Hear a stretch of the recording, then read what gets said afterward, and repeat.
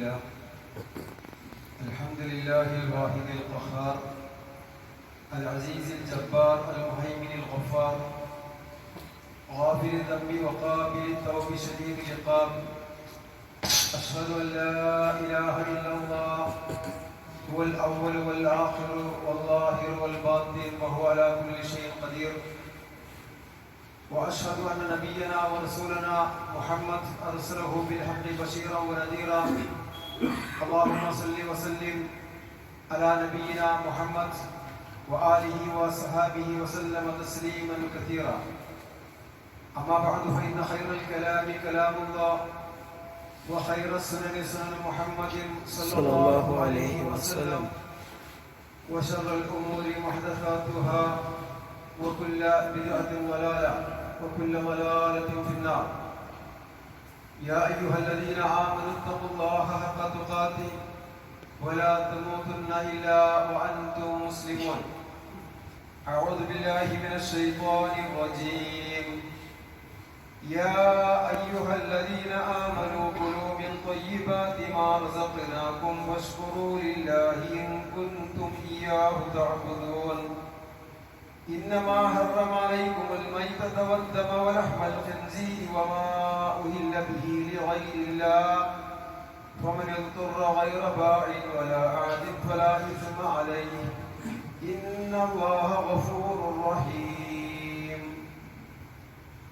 ബഹുമാന്യരായ സഹോദരന്മാരെ സഹോദരിമാരെ, അല്ലാഹു സുബ്ഹാനഹു വ തആല ഇഷ്ടപ്പെട്ട ആളുകളായി അല്ലാഹുവിന്റെ സ്വർഗ്ഗത്തിന് അവകാശികളായി ജീവിക്കണമെന്ന് ആദ്യമായി ഓർമ്മപ്പെടുത്തുകയാണ്, വസിയത്ത് ചെയ്യുകയാണ്.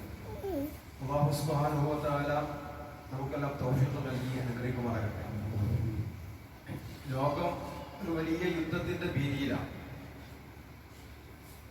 അല്ലാഹു സുബ്ഹാനഹു വ തആല എത്രയും വേഗം ലോകത്ത് സമാധാനവും ശാന്തിയും ഒക്കെ നൽകി അനുഗ്രഹിക്കുമാറാകട്ടെ.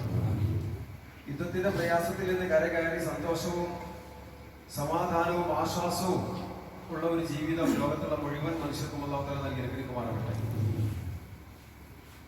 സഹോദരന്മാരെ സഹോദരിമാരെ, നമ്മളൊക്കെ ഇന്നലെ വീട്ടിൽ സുഖമായി അന്തിയുറങ്ങിയ ആളുകളാണ്.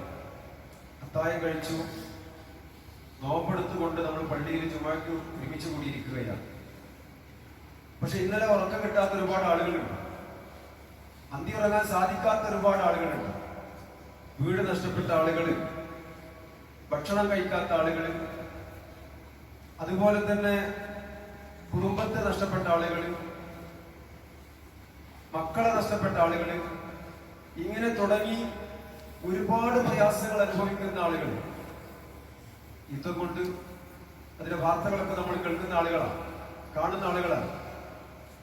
നമുക്കൊരു ബാധ്യതയുണ്ട്, അവർക്ക് വേണ്ടി പ്രാർത്ഥിക്കുക എന്നത്. അവരെ സഹായിക്കാൻ നമ്മൾ ബാധ്യസ്ഥരാണ്. നേരിട്ട് സഹായിക്കാൻ സാധിക്കുകയില്ല എങ്കിൽ അവർക്ക് വേണ്ടി പ്രാർത്ഥിക്കുക എന്നത് നമ്മൾ ഓരോരുത്തരുടെയും ബാധ്യതയാണ്. നമ്മുടെ നിത്യപ്രാർത്ഥനയിൽ യുദ്ധത്തിന്റെ എല്ലാ പ്രയാസങ്ങളും നീങ്ങി കിട്ടാൻ വേണ്ടി നമ്മൾ ആത്മാർത്ഥമായിട്ട് അല്ലാഹുവിനോട് പ്രാർത്ഥിക്കണം.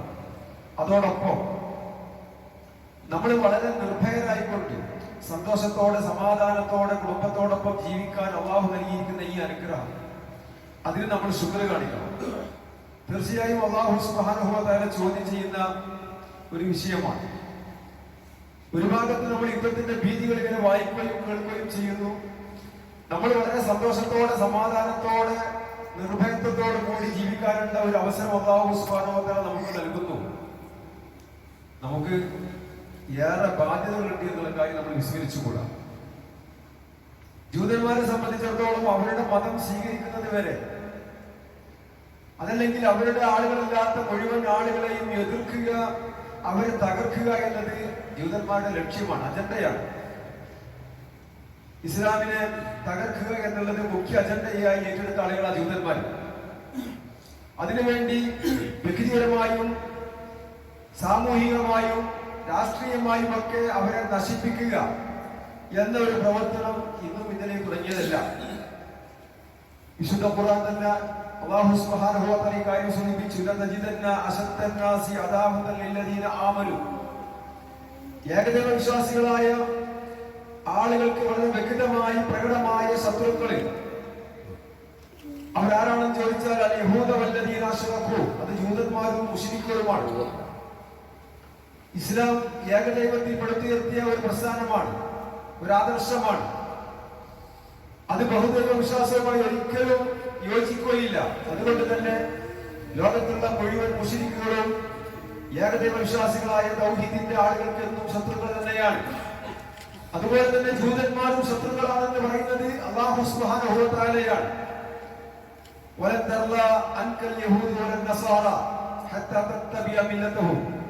ജൂതന്മാരും ക്രിസ്ത്യാനികളും ഒക്കെ അവരുടെ മില്ലത്ത്, അവരുടെ പാരമ്പര്യം, അവരുടെ ആദർശം സ്വീകരിക്കുന്നതുവരെ പ്രവാചകരെ അങ്ങയെ അവർ ഇഷ്ടപ്പെടുകയില്ല. എന്നാൽ നബി അങ്ങ് പറയണം, ഇന്ന ഹുദല്ലാഹി ഹുവൽ ഹുദാ, യഥാർത്ഥ മാർഗദർശനമുണ്ടല്ലോ അത് അല്ലാഹുവിൽ നിന്നുള്ള മാർഗദർശനമാകുന്നു. ഇനി അവരുടെ ഇച്ഛകളെയാണ് നീ പിൻപറ്റുന്നതെങ്കിൽ നിനക്ക് വ്യക്തമായി ഇൽമ വന്നിരിക്കെ, സന്മാർഗം വന്നിരിക്കെ അവരുടേതായ മാർഗമാണ് നീ പിൻപറ്റുന്നതെങ്കിൽ മുഹമ്മദ് നബിയെ അങ്ങയെ സഹായിക്കാൻ ഒരാളും ഉണ്ടാവില്ല എന്ന് വിശുദ്ധ ഖുർആനിൽ പറയാണ്. സഹോദരന്മാരെ, വിശ്വാസികളെ, നമുക്കൊരു ബാധ്യതയുണ്ട്. ഒരു ഇസ്സത്തുള്ള മതത്തിന്റെ ആളുകളാണ് നമ്മൾ.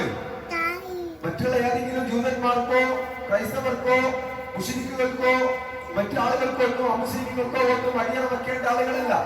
നമ്മുടെ ആദർശം, നമ്മുടെ വിശ്വാസം, നമ്മുടെ ഇസ്സത്ത് അതൊരാളുടെ മുമ്പിൽ പറയാൻ വെക്കേണ്ടതില്ല. നമുക്കൊരു വ്യക്തിത്വമുണ്ട്. നാം ഇസ്ലാമിന്റെ ആളുകളാ. ഇസ്ലാം എന്ന് പറഞ്ഞാൽ അല്ലാഹു സുബ്ഹാനഹു വ തആല മനുഷ്യലോകത്തിനു വേണ്ടി നൽകിയിരിക്കുന്ന മതമാണ്. അത് വിശദീകരിക്കുന്ന ഗ്രന്ഥമാണ് തൗറാത്ത്, ഇഞ്ചീൽ. ഏറ്റവും അവസാനത്തെ ഗ്രന്ഥമാണ് വിശുദ്ധ ഖുർആൻ. പക്ഷേ ആ തൗറാത്തിലെയും ഇഞ്ചീലിലെയും എല്ലാം അംഗീകരിച്ചുകൊണ്ട് ജീവിക്കുന്ന ആളുകളാണ് മുസ്ലിമീങ്ങൾ. കുല്ലുൻ ആമന ബില്ലാഹി വ മലായികതിഹി വ കുതുബിഹി വ റുസുലിഹി ലാ നുഫർരിഖു ബൈന അഹദിൻ മിൻ റുസുലിഹി. പ്രവാചകന്മാർക്ക് ഒരു വേർതിരിവ് കൽപ്പിക്കാൻ പാടില്ല. നമ്മൾ മൂസാ നബിയെ വിശ്വസിക്കുന്നുണ്ട്, ഈസാ നബിയെ വിശ്വസിക്കുന്നുണ്ട്, സകലമായ പ്രവാചകന്മാരെയും വിശ്വസിക്കുന്നുണ്ട്, അവർക്കിറങ്ങിയിട്ടുള്ള വേദഗ്രന്ഥങ്ങളെയും വിശ്വസിക്കുന്നുണ്ട്. പക്ഷേ ജൂതന്മാരാകട്ടെ ക്രൈസ്തവരാകട്ടെ അവർ ഖുർആനെ വിശ്വസിക്കുന്നില്ല, അവർ മുഹമ്മദ് നബിയെ വിശ്വസിക്കുന്നില്ല. അതുകൊണ്ട് വിശുദ്ധ ഖുർആൻ പറയുന്നു, വേദഗ്രന്ഥം നൽകപ്പെട്ട അധിക ആളുകളും ആഗ്രഹിക്കുന്നു, നിങ്ങൾ ഈമാനത്തിന് ശേഷം, നിങ്ങൾക്ക് വിശ്വാസം കിട്ടിയതിനു ശേഷം നിങ്ങൾ അവിശ്വാസികളായി മാറാൻ വേണ്ടി അവരൊക്കെയും ആഗ്രഹിച്ചുകൊണ്ടിരിക്കുകയാണ്. അത് അവരുടെ അസൂയ കാരണത്താൽ, അവരുടെ അസൂയയും അഹങ്കാരവും കാരണത്താൽ അവർക്ക് യഥാർത്ഥ ഹക്ക് വന്നതിന് ശേഷവും അവർ അവിശ്വാസികളായി മാറാൻ വേണ്ടി ആഗ്രഹിക്കുന്നു. നിങ്ങളൊക്കെ അവരുടെ മതത്തിലേക്ക് എത്താൻ വേണ്ടി അവർ ആഗ്രഹിക്കുന്നു. പക്ഷെ മുഹമ്മദ് നബിയെ അത് മനസ്സിലാക്കണം, യഥാർത്ഥ സന്മാർഗം അല്ലാഹുവിൽ നിന്നാകുന്നു. അതുകൊണ്ട് തന്നെ മുസ്ലിമീങ്ങളെ നമ്മളെ സംബന്ധിച്ചിടത്തോളം നമുക്ക് അല്ലാഹു സുബ്ഹാനഹു വ തആല നൽകിയിരിക്കുന്ന വേദഗ്രന്ഥം അത് വിശുദ്ധ ഖുർആനാണ്. ഈ റമദാൻ മാസത്തിലാണ് ഇറങ്ങിയിട്ടുള്ളത്. ആ ഖുർആനിന്റെ ആളുകളാണ് നമ്മള്. നമുക്ക് അഭിമാനമുണ്ട്, ഇസ്സത്തുണ്ട്. അല്ലാഹു സുബ്ഹാനഹു വ തആല അവന്റെ ദീനായി മതമായി തിരഞ്ഞെടുത്തിരിക്കുന്ന പരിശുദ്ധ ഇസ്ലാമിനെ മതമായി സ്വീകരിച്ച ആളുകളാണ് നമ്മൾ. എല്ലാ പ്രവാചകന്മാരെയും നമ്മൾ അംഗീകരിക്കുന്നു, എല്ലാ വേദഗ്രന്ഥങ്ങളും നമ്മൾ അംഗീകരിക്കുന്നു. പക്ഷേ ആ മതങ്ങളും ആ വേദഗ്രന്ഥങ്ങളും ആ പ്രവാചകന്മാരും ഒക്കെയും പ്രബോധനം ചെയ്തത് ഏകദൈവ വിശ്വാസമാണ്, തൗഹീദാണ്. അതുകൊണ്ട് ആ തൗഹീദ് മുറുകെ പിടിക്കുക, ആ തൗഹീദ് അനുസരിച്ചുകൊണ്ട് ജീവിക്കുക. ഇതൊരിക്കലും മുശ്രിക്കുകളായ ആളുകൾ ഇഷ്ടപ്പെടില്ല. അത് ജൂതന്മാരും ക്രൈസ്തവരും ഇഷ്ടപ്പെടില്ല. അത് മുശ്രിക്കുകളായ ആളുകൾക്ക് തീരെ യോജിക്കാൻ പറ്റാത്തൊരു വിഷയമാണ്. അപ്പോൾ നിങ്ങൾ നാളെ റമദാൻ 17 ബദർ യുദ്ധം നടന്ന ദിവസമാണ്. ബദർ യുദ്ധം എന്ന് പറഞ്ഞാൽ ഇസ്ലാമിക ചരിത്രങ്ങളിൽ തങ്കലിപികളാൽ ഉല്ലേഖനം ചെയ്യപ്പെട്ട ഒരു യുദ്ധമാണ് ബദർ. നമുക്കെല്ലാം അറിയാവുന്നതുപോലെ വെറും വിരലിലെണ്ണാവുന്ന 313ഓളം സഹാബാക്കളെ കൊണ്ട് പ്രവാചകൻ സല്ലല്ലാഹു അലൈഹി വസല്ലം 1000-ലധികം വരുന്ന മുശ്രിക്കുകളുമായി ഏറ്റുമുട്ടുകയാണ്. മുശ്രിക്കുകളാകട്ടെ സർവായുധരാണ്, എല്ലാവിധ സൗകര്യങ്ങളുമുണ്ട്, പണമുണ്ട്, പ്രതാപമുണ്ട്, അവർക്ക് ആരോഗ്യമുണ്ട്, അവർക്ക് എല്ലാവിധ യുദ്ധക്കോപ്പുകളുമുണ്ട്. പക്ഷേ പട്ടിണി പാപങ്ങളായ പ്രവാചകനും പ്രവാചകന്റെ 313 വരുന്ന സഹാബാക്കളും ഈ ബദറിന് നേർക്ക് നേരെ ഏറ്റുമുട്ടുകയാണ്. ഹിജ്റ 2-ാം വർഷം റമദാൻ 17 വെള്ളിയാഴ്ച ദിവസം നോമ്പെടുത്തുകൊണ്ടാണ് പ്രവാചകനും സഹാബത്തും ബദറിൽ ഏറ്റുമുട്ടുന്നത്. അവർക്ക് വിഷമമുണ്ട്, പ്രയാസമുണ്ട്, ഉടുതുണിക്ക് മറുതുണിയില്ല, വയറ് നിറച്ച് ഭക്ഷണം കഴിക്കാൻ ഭക്ഷണമില്ല, ആഹാരമില്ല. എന്നിട്ട് പോലും ആ റമദാൻ മാസത്തിൽ വെള്ളിയാഴ്ച ദിവസം നോമ്പെടുത്തുകൊണ്ട് പ്രവാചകനും സഹാബത്തും ഒക്കെ മുശ്രിക്കുകളുമായിട്ട് ഏറ്റുമുട്ടുന്നതിന് വേണ്ടിയിട്ടാണ്, ലാ ഇലാഹ ഇല്ലല്ലാഹ് വേണ്ടിയിട്ടാണ്, ആദർശത്തിന് വേണ്ടിയിട്ടാണ്. അതുകൊണ്ട് തന്നെ റമദാൻ 17 വരുമ്പോ നമ്മൾ മനസ്സിലാക്കണം എന്തിനു വേണ്ടിയിട്ടാണ് ബദറിൽ നടന്നിട്ടുള്ളത്, എന്താണ് ബദറിന്റെ സന്ദേശം, ആരാണ് ബദരീങ്ങൾ എന്നതിനെ സംബന്ധിച്ച് വ്യക്തമായി കൃത്യമായി നമ്മൾ ഓരോരുത്തരും മനസ്സിലാക്കണം. ആദർശത്തിന് വേണ്ടിയിട്ടാണ് ബദർ നടന്നിട്ടുള്ളത്. ആദർശത്തിന് മുമ്പിൽ ഞങ്ങൾക്ക് ഒന്നും പ്രശ്നമല്ല എന്നാണ് ബദരീകൾ തെളിച്ചിരിക്കുന്നത്. പക്ഷേ ആ ബദരീകളാകട്ടെ നിസ്സഹായരും ബലഹീനരും ദുർബലരുമായിരുന്നു. അതുകൊണ്ട് തന്നെ അവർ അല്ലാഹുവിനോട് സഹായം ചോദിച്ചു, അല്ലാഹുവിനോട് പ്രാർത്ഥിച്ചു, കരഞ്ഞു പ്രാർത്ഥിച്ചു. മഹാനായ പ്രവാചകൻ സല്ലല്ലാഹു അലൈഹി വസല്ലമ ബദർ ഭൂമിയിൽ ബദർ രണാങ്കണത്തിൽ സുജൂദിൽ കിടന്നുകൊണ്ട് അല്ലാഹുവോട് പ്രാർത്ഥിക്കുന്നുണ്ട്. അല്ലാഹുമ്മ ആതി മാ വഅദ്തനി, അല്ലാഹുമ്മ അൻജിസ്നി മാ വഅദ്തനി. അല്ലാഹുവേ, നീ എനിക്ക് നൽകിയിരിക്കുന്ന കരാറ് നീ പൂർത്തിയാക്കണം അല്ലാഹ്. ഈ ഏകദൈവ വിശ്വാസം ഇവിടെ പ്രചരിപ്പിക്കാനുള്ള തൗഫീഖ് നൽകണേ അല്ലാഹ്. അല്ലാഹുമ്മ ഇൻതുഹ്ലിക ഹാദിഹിൽ ഉസാബ ഫലൻ തുഅബദ ഫിൽ അർളി അബദാ. അല്ലാഹുവേ, ഈ ഒരു കൊച്ചു സംഘത്തെ, ഈ തൗഹീദിന്റെ ഏകദൈവ വിശ്വാസത്തിന്റെ ഈ ഒരു കൊച്ചു സംഘത്തെ ഈ ബദറിൽ വെച്ച് നീ നശിപ്പിക്കുകയാണെങ്കിൽ ഫലൻ തുഅബദ ഫിൽ അർളി അബദാ, പിന്നെ ഭൂമുഖത്ത് നിന്നെ മാത്രം ആരാധിക്കാൻ ആളുണ്ടാവില്ല എന്ന് കരഞ്ഞുകൊണ്ട് പ്രവാചകൻ സല്ലല്ലാഹു അലൈഹി വസല്ലമ ബദർ ഭൂമിയിൽ സുജൂദിൽ കിടന്നുകൊണ്ട് പ്രാർത്ഥിക്കുകയാണ്. അല്ലാഹു സുബ്ഹാനഹു വ തആല പ്രാർത്ഥന സ്വീകരിച്ചു. ഇത് തസ്തഈദൂന റബ്ബക്കും, അല്ലാഹു പറയാണ്, നിങ്ങൾ നിങ്ങളുടെ റബ്ബിനോട് ഇസ്തിഗാസ ചെയ്തു, സഹായത്തിന് വേണ്ടി അപേക്ഷിച്ചു, പ്രാർത്ഥിച്ചു. ഫസ്തജാബ ലക്കും, അല്ലാഹു നിങ്ങൾക്ക് ഉത്തരം നൽകിയില്ലേ. അന്നീ മുമീതുകും ബിഅൽഫി മിനൽ മലായികതി മുർദിഫീൻ, തുടരെ തുടരെ ഇറങ്ങുന്ന 1000-ഓളം മലക്കുകളെ കൊണ്ട് ബദറിൽ അല്ലാഹു സുബ്ഹാനഹു വ തആല നിങ്ങൾക്ക് വിജയം നൽകിയിട്ടില്ലേ എന്ന് വിശുദ്ധ ഖുർആൻ ചോദിക്കുകയാണ്. നോക്കൂ നിങ്ങൾ. അപ്പോൾ റസൂലുള്ളാഹി സ്വല്ലല്ലാഹു അലൈഹി വസല്ലം അടങ്ങുന്ന ബദരീങ്ങൾ, ബദറിൽ പങ്കെടുത്തിരിക്കുന്ന സഹാബാക്കളെ അല്ലാഹുവിനോട് കരഞ്ഞുകൊണ്ട് പ്രാർത്ഥിച്ചു, അല്ലാഹുവേ വിജയിപ്പിക്കണം അല്ലാഹ്.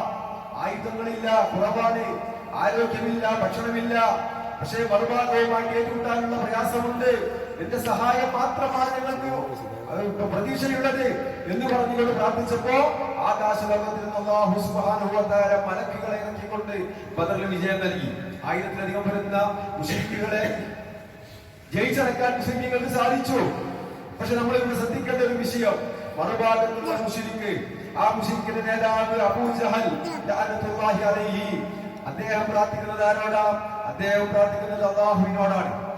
മുഹമ്മദ് റസൂലുള്ളാഹി പ്രാർത്ഥിക്കുന്നത് ആരോടാ? അതും അല്ലാഹുവിനോടാണ്. എന്താ വ്യത്യാസം? റസൂലുള്ളാഹി സ്വല്ലല്ലാഹു അലൈഹി വസല്ലം അല്ലാഹുവോട് മാത്രമാണ് പ്രാർത്ഥിക്കുന്നത്. അബൂ ജഹലാകട്ടെ അല്ലാഹുവോട് പ്രാർത്ഥിക്കുന്നുണ്ട്. അതോടൊപ്പം അല്ലാഹുവിന്റെ ഔലിയാക്കളായ ലാത്ത, ഉസ്സ, മനാത്ത, ഇബ്രാഹിം, ഇസ്മായിൽ അലൈഹിസ്സലാം അവരോടൊക്കെ ഇടയാളന്മാരാക്കി അവരോട് തേടുന്നുണ്ട്. അതാ വ്യത്യാസം. അബൂ ജഹൽ കഅബയുടെ കില്ല പിടിച്ചുകൊണ്ട് പറയുന്നു, അല്ലാഹു മൻസുർ അലൽ ജുൻദൈൻ, അല്ലാഹുവേ, ഏറ്റവും ശ്രേഷ്ഠകരമായ ഒരു വിഭാഗമാണ് ഞങ്ങൾ, തറവാടികളാണ്, പ്രതാപമുള്ളവരാണ്, ഈ കഅബയുടെ കാവൽക്കാരാണ്, അതുകൊണ്ട് ഞങ്ങളെ നീ സഹായിക്കണം അല്ലാഹ് എന്ന് അബൂ ജഹൽ പ്രാർത്ഥിക്കുന്നത് കഅബയുടെ കില്ല പിടിച്ചുകൊണ്ടാണ്. അല്ലാഹു അക്രിമിൽ ഫിഅതൈനി വഖൈറിൽ ഖബീലതൈനി, ഞങ്ങൾ മാന്യന്മാരാണ് അല്ലാഹ്, ഞങ്ങൾ തറവാട്ടുകാരാണ്, അതുകൊണ്ട് തന്നെ ഏറ്റവും ആദരണീയരായ ഈ സത്യത്തിന്റെ ആളുകളെ നീ വിജയിപ്പിക്കണേ എന്ന് അബൂ ജഹലും അല്ലാഹുവോട് പ്രാർത്ഥിച്ചു. മുഹമ്മദ് നബിയും അല്ലാഹുവോട് പ്രാർത്ഥിച്ചു. വ്യത്യാസം എന്തായി ചോദിച്ചാൽ മുഹമ്മദ് നബി അല്ലാഹുവോട് മാത്രം പ്രാർത്ഥിച്ചു.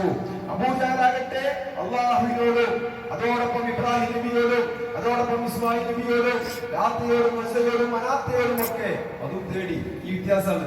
ഇവർ തമ്മിലാണ് ബദർ യുദ്ധം നടക്കുന്നത്. മുസ്ലിമീങ്ങളെ സംബന്ധിച്ചിടത്തോളം അവർ അള്ളാഹുവിനെ മാത്രം ആളപ്പിക്കുന്ന ആളുകളാ.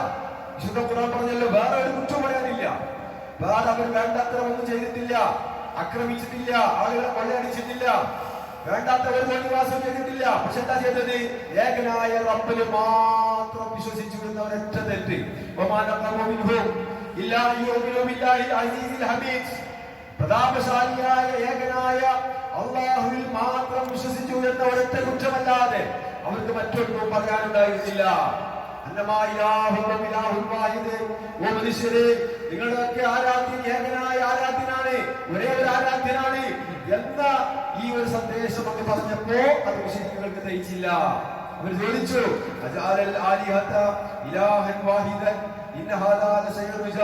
അല്ല മുഹമ്മദ്, ഞങ്ങളുടെ എല്ലാ ദൈവങ്ങളെയും നീ ആറ്റിക്കുറുക്കി ഒരൊറ്റ ദൈവമാക്കുകയാണോ? ഇത് അത്ഭുതമുള്ള കാര്യമാണല്ലോ. അങ്ങനെയാണ് ബദർ നടക്കുന്നത്. ഏകദൈവ വിശ്വാസികളും ബഹുദൈവ വിശ്വാസികളും തമ്മിലുള്ള യുദ്ധമാണ് ബദർ യുദ്ധം. നമുക്കറിയാം, 14ഓളം മുസ്ലിംകള് ഷഹീദായി, 70ഓളം മുസ്ലിംകള് അവർ കൊല്ലപ്പെട്ടു. അബൂജഹല്, ഒറ്റപ്പെട്ട് ശൈബത്ത് തുടങ്ങിയ മറുവശത്തുള്ള മുസ്ലിംകളുടെ കൂട്ടത്തിലെ പ്രമുഖരായ ആളുകളൊക്കെയും കൊല്ലപ്പെട്ട ഒരു യുദ്ധമാണ് ബദർ യുദ്ധം. വളരെ ചുരുങ്ങിയ 313 ആളുകൾക്ക് അല്ലാഹു തആല വമ്പിച്ച വിജയം കൊടുത്തു. പക്ഷെ ഇതിന്റെ വർഷാവർഷം ഈ റമദാൻ 15 വരുമ്പോൾ വിശ്വാസികളുടെ മനസ്സിലെ ഈ തൗഹീദ് ഊട്ടിയുറപ്പിക്കണം. ഈ രാജ്യത്തിന് വേണ്ടി പ്രവാചകനും 313ഓളം സഹാബാക്കളും ചെയ്ത ത്യാഗങ്ങള്, വിഷമങ്ങള്, പ്രാർത്ഥനകള്, അവരുടെ മാനസികമായ തയ്യാറെടുപ്പുകള്, അതൊക്കെ മനസ്സിലാക്കിക്കൊണ്ട് നമ്മൾ ഈമാൻ വർദ്ധിപ്പിക്കണം. ഏകദൈവ വിശ്വാസത്തിലേക്ക് നമ്മൾ വരണം. പക്ഷേ എന്താ സംഭവിക്കുന്നത്? കാലം കുറെ മാറി. ഇന്ന് റമദാൻ 15 വരുമ്പോൾ അത് ആഘോഷമായി മാറി. ബദർമാല പാടിയും ബദർ മൗലിദ് പാടിയും ബദർ കിസ്സപ്പാട്ടും ബദർ സ്മൃതിയും ഒക്കെ നടത്തിക്കൊണ്ട് ഒരു ആഘോഷമാക്കി മാറ്റുന്ന ഒരവസ്ഥ ഇന്ന് സംജാതമായില്ലേ? ബദരീകളെ പെട്ടിവെക്കും, ബദരീകളെ നേർച്ചപ്പെട്ടി. റമദാൻ 15 അത് പെട്ടിക്കും. എന്നിട്ട് എല്ലാവരും കൂടി പോത്തിനകത്ത് ബിരിയാണി വെച്ച് വിളമ്പി തിന്നുന്ന ഒരവസ്ഥയിലേക്ക്, പത്തിരി ചുട്ട് അത് പള്ളിയിലേക്ക് കൊടുത്തയച്ച് അത് ഇറച്ചും കൂട്ടി തിന്നുന്ന ഒരവസ്ഥയിലേക്ക് ആഘോഷമാക്കി ഇന്ന് മാറ്റിയിരിക്കുന്നു. ബദർ യുദ്ധത്തിലെ പ്രവാചകരും സഹാബത്തും ലായിലായിക്ക് വേണ്ടി പടമൊരുങ്ങിയിട്ടുണ്ടെങ്കിൽ നൂറ്റാണ്ടുകൾ 14 നൂറ്റാണ്ടുകൾ പിന്നിട്ടപ്പോ അത് ആഘോഷമായി പിശാചി മാറ്റിക്കൊണ്ടിരിക്കുകയാണ്. അതിന്റെ പിന്നാലെ കുറെ ആളുകൾ നിങ്ങൾ ഓടിക്കൽപ്പിച്ചായിട്ട് വിശുദ്ധ ഖുർആനിലെ സൂറത്തുൽ ബഖറയിലെ 173 ആയത്താണ്. അല്ലാഹു സുബ്ഹാനഹു വ തആല പറയുന്നത്, യാ അയ്യുഹല്ലദീന ആമനൂ, ഓ വിശ്വാസികളെ. മനുഷ്യരെ വിളിച്ചല്ല പറയുന്നത്, ഈമാനുള്ള ഖുർആനും സുന്നത്തും ഒക്കെ സ്വീകരിക്കുന്ന വിശ്വാസികളെ, കുലൂ മിൻ തയ്യിബാതി മാ റസഖനാകും, നാം നിങ്ങൾക്ക് നൽകിയിരിക്കുന്ന ആഹാരത്തിൽ നിന്ന് തയ്യിബാത്, നല്ലതിനെ മാത്രമേ നിങ്ങൾ ഭക്ഷിക്കാൻ പാടുള്ളൂ. വസ്കുറൂ ലില്ലാഹ്, നിങ്ങൾ അല്ലാഹുവിന് ശുക്ർ കാണിക്കണം. ഇൻ കുൻതും ഇയ്യാഹു തഅബുദൂൻ, ആ അല്ലാഹുവിനെ മാത്രമാണ് നിങ്ങൾ ആരാധിക്കുന്നതെങ്കിൽ ഹലാലും തയ്യിബുമായ ഭക്ഷണം കഴിക്കണം.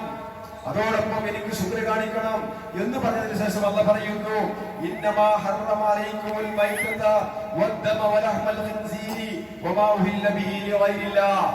4 കാര്യങ്ങൾ നിങ്ങൾക്ക് നിഷിദ്ധമാണ്, ഹറാമാണ്. ഇന്നമാ ഹറമ അലൈക്കും, അല്ലാഹു നിങ്ങൾക്ക് ഹറാമാക്കിയിരിക്കുന്നു. അൽ മൈതത, ശവം. ശവം തിന്നാൻ പാടില്ല, ചത്ത തിന്നാൻ പാടില്ല. വദ്ദമ, രക്തം കുടിക്കാൻ പാടില്ല. വലഹ്മൽ ഖിൻസീർ, പന്നിയുടെ മാംസം, അത് ഹറാമാണ്. അല്ലാഹുവില്ലാത്ത ആളുകൾക്ക് വേണ്ടി അറുക്കപ്പെട്ട മൃഗത്തിന്റെ മാംസം, അതും നിങ്ങൾക്ക് ഹറാമാണ്.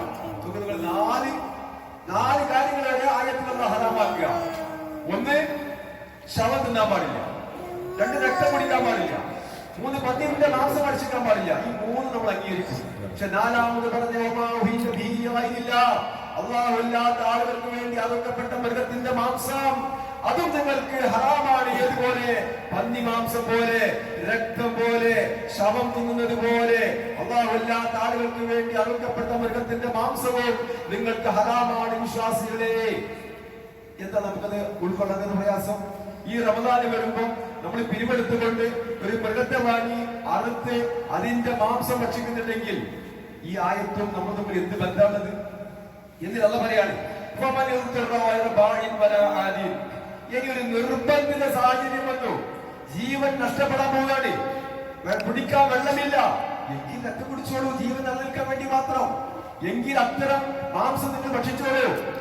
വെച്ച് വാക്കുന്നാണ് ആരെങ്കിലും അത്തരം ഘട്ടങ്ങളായി ബുദ്ധിമുട്ടായ അവസ്ഥ ആർക്കെങ്കിലും സംജാതമായാൽ ഒരിക്കലും ആഗ്രഹിക്കാതെയും അതിൽ കവിയാതെയും ആരെങ്കിലും ഭക്ഷിക്കേണ്ട ഒരു അവസ്ഥ വന്നാൽ അവന് കുറ്റമില്ല.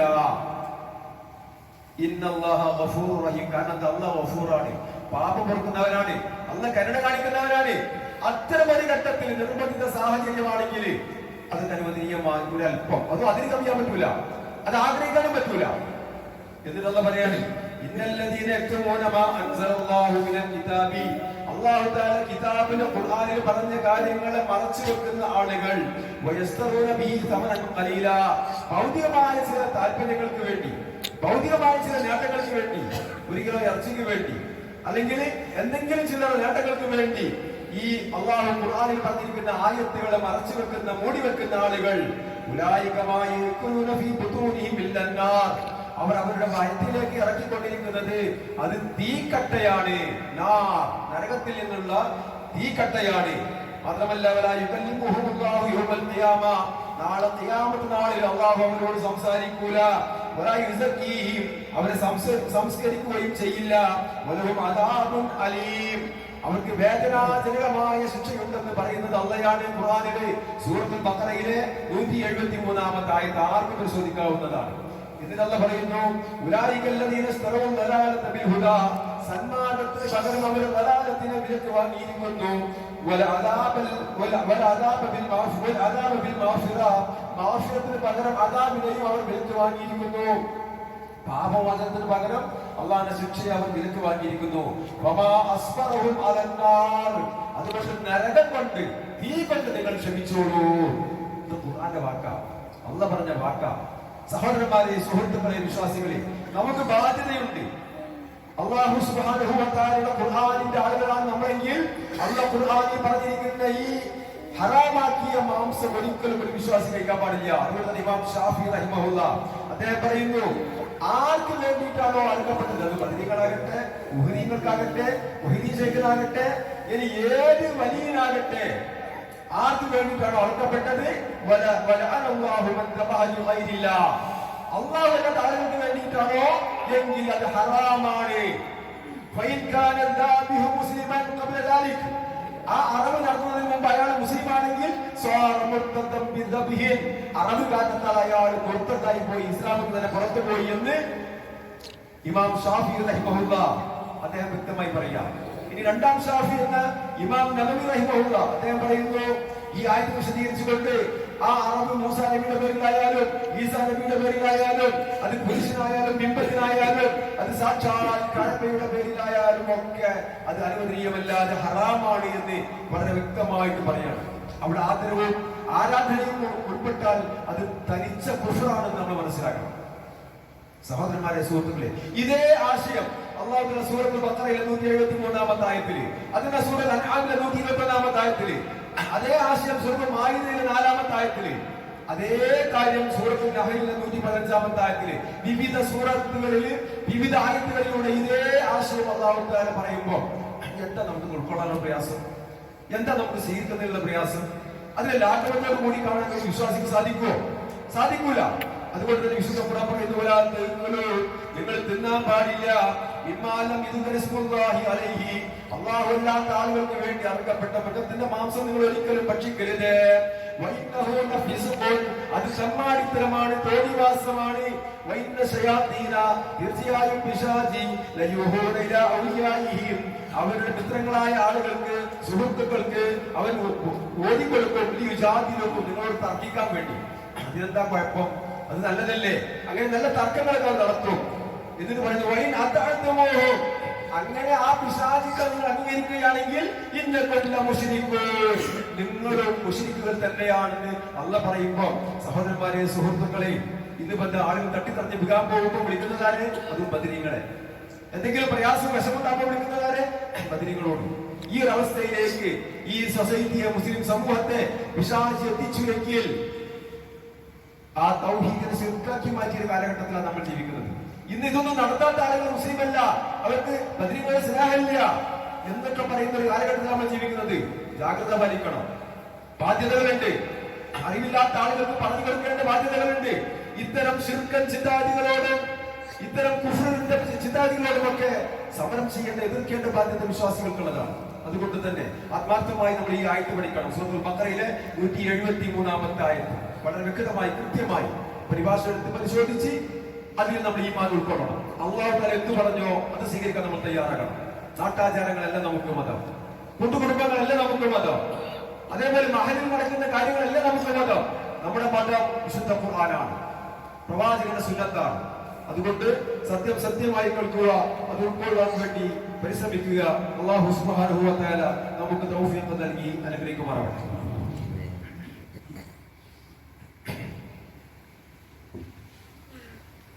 അൽഹംദുലില്ലാഹ് വസ്സലാത്തു വസ്സലാമു അലാ റസൂലില്ലാഹ് വഅലാ ആലിഹി വസഹ്ബിഹി അജ്മഈൻ. അമ്മാ ബഅദ് തഖ്വല്ലാഹ ഇബാദല്ലാഹ്. സഹോദരന്മാരെ, സഹോദരിമാരെ, ഖുർആനും സുന്നത്തും അനുസരിച്ചും ജീവിക്കണമേ എന്ന് ഒരിക്കൽ കൂടി ഓർമ്മപ്പെടുത്തുകയാണ്, വസിയത്ത് ചെയ്യുകയാണ്. ബദർ യുദ്ധം കഴിഞ്ഞതിന് ശേഷം, ഞാൻ പറഞ്ഞ ഹിജ്റ 2-ാം വർഷത്തിലാണ് ബദർ യുദ്ധം. അതിനുശേഷം 8ഓളം വർഷം, നീണ്ട 8 വർഷം പ്രവാചകൻ സ്വല്ലല്ലാഹു അലൈഹി വസല്ലം ജീവിച്ചു. ഒരു വർഷം പോലും പ്രവാചകൻ ബദരീകളെ ആണ്ട് കൊണ്ടാടിയിട്ടില്ല, ഒരൊറ്റ സഹാബിമാരും കൊണ്ടാടിയിട്ടില്ല. നമ്മൾ മനസ്സിലാക്കേണ്ട വിഷയമാണ്. പ്രവാചകന് ബദർ യുദ്ധം കഴിഞ്ഞതിന് ശേഷം 8 വർഷം ജീവിച്ചെങ്കിൽ അത് വലിയ സൽക്കർമ്മവും പുണ്യകർമ്മവുമാണെങ്കിൽ പ്രവാചകൻ തൊട്ടടുത്ത വർഷത്തിൽ തന്നെ നടത്തുമല്ലോ. ഒരു പ്രാവശ്യം പോലും പ്രവാചകൻ നടത്തിയിട്ടില്ല. ഇത് മാത്രമല്ല, പ്രവാചകന്റെ സഹാബാക്കൾ ആരും നടത്തിയിട്ടില്ല. അവർക്ക് പരിചയമില്ലാത്ത ഒരു കാര്യമാണ് ഇന്ന് മുസ്ലിമീങ്ങളായ ആളുകൾ ഇസ്ലാമിന്റെ പേരിൽ റമദാൻ മാസത്തിൽ നടത്തുന്നത് എന്നുള്ളത് വളരെ വ്യക്തമായി നമ്മൾ മനസ്സിലാക്കുമ്പോഴാണ് അതിന്റെ ഗൗരവം നമുക്കറിയാം. മാത്രമല്ല, 265ഓളം ബദർ യുദ്ധത്തിൽ പങ്കെടുത്തിരുന്ന ബദരീകളിൽ ഉഹുദിൽ പങ്കെടുത്തിരുന്നു. ബദറിന് ശേഷം യുദ്ധമാണല്ലോ ഉഹുദ്. ആ ഉഹുദ് യുദ്ധത്തില് 265 ബദരീങ്ങൾ പങ്കെടുത്തിട്ടുണ്ട്. അതിൽ 59 ബദരീങ്ങളും അവിടെ വെച്ച് ഷഹീദായിട്ടുണ്ട്. അവരോടാണ് നമ്മൾ വിളിച്ചു പ്രാർത്ഥിക്കുന്നത്, സഹായം ചോദിക്കുന്നത്. അള്ളാഹുവിനോട് ചോദിക്കേണ്ട ചോദ്യങ്ങൾ, അള്ളാഹുവിനോട് പ്രാർത്ഥിക്കേണ്ട പ്രാർത്ഥനകൾ ഈ ബദരീകളിലേക്ക് തിരിച്ചു വിടുമ്പോ അതല്ല ശിർക്ക് എന്ന് പറയുന്നത്. അത് ക്രിസ്ത്യാനികൾ, ഈസാനികൾ ചോദിക്കുന്നുണ്ട്.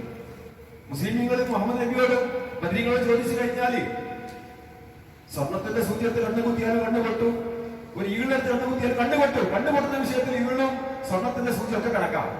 ഇവിടെ ശിർക്ക് സംഭവിച്ചു കഴിഞ്ഞാൽ എന്താ സംഭവിക്കുന്നത്? ഈമാൻ നഷ്ടപ്പെട്ടില്ലേ, സ്വർഗം നഷ്ടപ്പെട്ടില്ലേ? അതുകൊണ്ട് വളരെ വ്യക്തമായും കൃത്യമായി നമ്മൾ മനസ്സിലാക്കുക, യഥാർത്ഥ ദീന് അത് ഖുർആനിൽ നിന്നും സഹീഹായ ഹദീസിൽ നിന്നും നമ്മൾ പഠിക്കുക. പ്രത്യേകിച്ച് റമദാൻ മാസം ഖുർആൻ ഇറങ്ങിയ മാസമാണ്. നമുക്ക് ബാധ്യതകളുണ്ട്.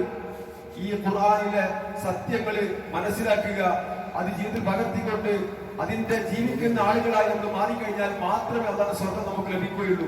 ജീവിതകാലം മുഴുവൻ ഇബാദത്തുകൾ ചെയ്ത്, നോമ്പെടുത്ത്, ഹറമിൽ പോയി ഹജ്ജും ഉംറയും ചെയ്ത്, പള്ളിയിൽ വന്ന് എഴുതിക്കാതിരുന്ന് അവന്റെ ജീവിതത്തിലെങ്ങാനും ഒരു ശിർക്ക് ഏതെങ്കിലും ഒരു സന്ദർഭത്തിൽ സംഭവിച്ചു പോയാൽ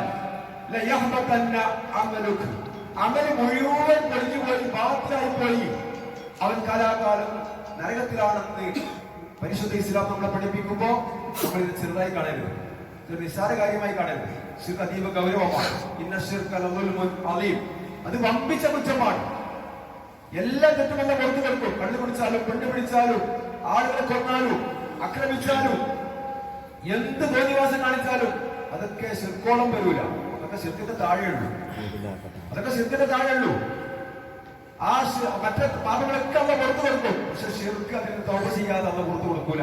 അതുകൊണ്ട് കാര്യങ്ങൾ ഗൗരവത്തോടുകൂടി മനസ്സിലാക്കണം. നമ്മുടെ ജീവിതത്തിൽ അറിഞ്ഞും അറിയാതെയും വിശ്വാസത്തിലും കർമ്മങ്ങളിലും ഒരിക്കലും ശിർക്കിന്റെ ലാഞ്ചന പോലും ഉണ്ടാകാൻ പാടില്ല. കരകളഞ്ഞ തൗഹീദിന്റെ ആളുകളായി അള്ളാഹനെ കണ്ടുമുട്ടിയാൽ അള്ളാഹുവിന്റെ സ്വർഗം നമുക്കുള്ളതാണെന്ന് മനസ്സിലാക്കുക. അള്ളാഹു സുബ്ഹാനഹു വ തആല അവന്റെ സ്വർഗാവകാശങ്ങളുടെ കൂട്ടത്തിൽ നമ്മളെല്ലാവരെയും ഉൾപ്പെടുത്തി അനുഗ്രഹിക്കുമാറാവട്ടെ.